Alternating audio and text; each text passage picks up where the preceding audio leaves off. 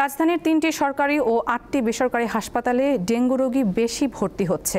সরকারি হাসপাতালের মধ্যে মুগদা মেডিকেল কলেজ ও হাসপাতাল এবং ঢাকা মেডিকেল কলেজ ও হাসপাতালে ভর্তি রোগীর সংখ্যা সবচেয়ে বেশি। এর কারণ উন্নত চিকিৎসা ব্যবস্থা এবং যাতায়াত সুবিধার কথা জানায় হাসপাতাল কর্তৃপক্ষ।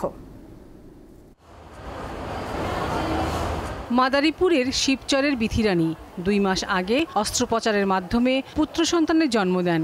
সেই ধকল কাটতে না কাটতেই ডেঙ্গুতে আক্রান্ত হয়ে রক্তের প্লাটলেট নেমে আসে 8000-এ। এতে শিবচরের স্থানীয় হাসপাতাল থেকে বিথিরানীকে দ্রুত ঢাকায় নিয়ে আসা হয়। ওয়ালটন এখন দেশের সীমানা পেরিয়ে পৌঁছে গিয়েছে 50টিরও বেশি দেশে। ওয়ালটন ঘরে ঘরে বিশ্বজুড়ে। প্রস্তুতি নিয়েছে, আমরা বিলারে ডোনার আনছি, সামনে সবকিছু ওকে করেছি, কোচিং করে রাখছি। ডাক্তার বলছে আজ কিন্তু ওয়েট করে, আগামীকালকে আবার পরীক্ষা করে আবার দেখি। স্বাস্থ্য অধিদপ্তরের তথ্যে দেখা যায়, রাজধানীর মুগদা মেডিকেল কলেজ ও হাসপাতাল, ঢাকা মেডিকেল কলেজ ও হাসপাতাল, ডিএনসিসি ডেডিকেটেড কোভিড-19 হাসপাতালে ডেঙ্গুতে আক্রান্ত রোগী বেশি ভর্তি হচ্ছেন। এছাড়া মিটফোর্ড ও কুর্মিটোলাতেও চাপ রয়েছে।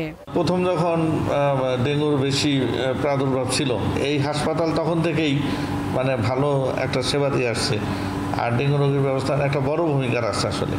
বিশেষ করে এই 2023 সালে তখন দেখা গেছে যে ডেঙ্গু আক্রান্তের রোগীর সংখ্যাটাও এই বেল্টে একটু বেশি ছিল।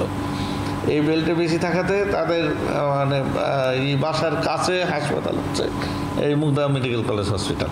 তবে রোগী ও স্বজনদের নানা অভিযোগও রয়েছে।